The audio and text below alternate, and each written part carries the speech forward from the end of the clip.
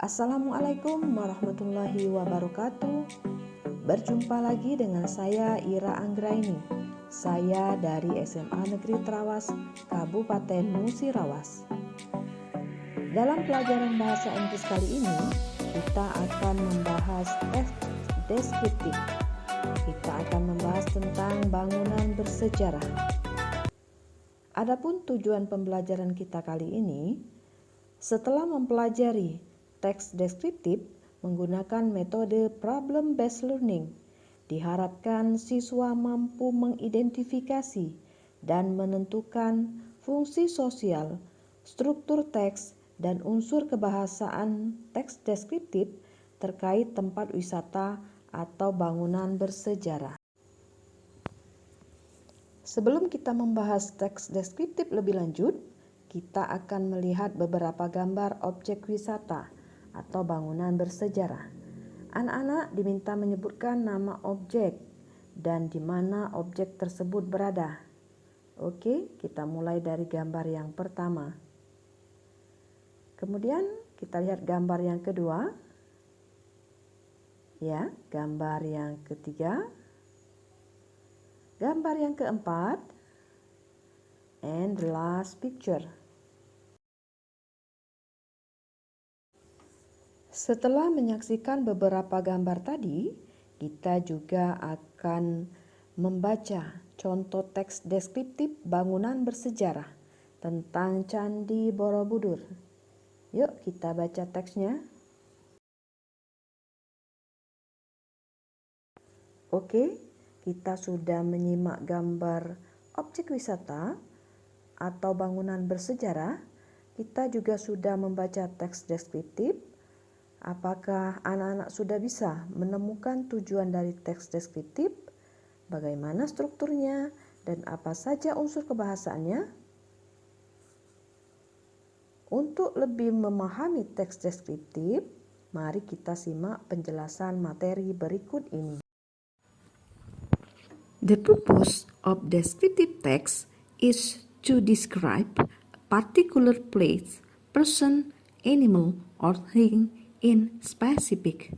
Jadi, tujuan dari teks yang berbentuk deskriptif adalah untuk menggambarkan tempat tertentu, orang, hewan, atau suatu benda secara spesifik. The generic structure of descriptive text. The first, identification.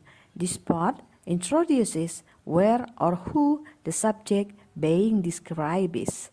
Jadi pada bagian identification memperkenalkan di mana atau siapa subjek yang akan kita deskripsikan.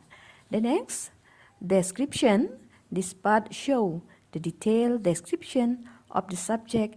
It may include the information about the appearance or qualities of. Jadi pada struktur yang kedua ada description. Pada bagian ini menunjukkan secara detail subjek yang akan dideskripsikan. Pada bagian ini juga berisi informasi tentang penampilan atau kualitas dari subjek yang akan kita deskripsikan. Language features atau unsur kebahasaan dalam teks yang berbentuk deskriptif. Yang pertama, using simple present tense. Jadi menggunakan tenses simple present. Di dalam contoh teks Borobudur Temple, kita temui contoh dari penggunaan simple present, yaitu Borobudur is one of historical building in Indonesia. Masih ada beberapa kalimat lainnya yang menggunakan tenses simple present tense. Yang kedua, using adjective and adverb, menggunakan kata sifat dan kata keterangan. Di dalam teks Candi Borobudur, kita jumpai contoh adjektif, di situ ada historical, well known. Sedangkan contoh dari penggunaan kata keterangan atau adverb, di situ ada kata in Indonesia, in Magelang, dan ada beberapa contoh lainnya. Yang ketiga, unsur kebahasaannya using present passive voice, menggunakan pasif dalam bentuk present. Contohnya di dalam teks Borobudur kita temui It is considered, there is a dam located, and it is it. Itu contoh dari penggunaan using present passive voice di dalam teks yang berjudul Borobudur Temple. Sekian penjelasan tentang materi deskriptif teks. Untuk lebih memahaminya, silakan anak-anak berlatih menggunakan kalimat deskriptif berdasarkan kata-kata atau kalimat kalian sendiri. Gambarkan apa objek yang kalian lihat, mulai dari identification dan description.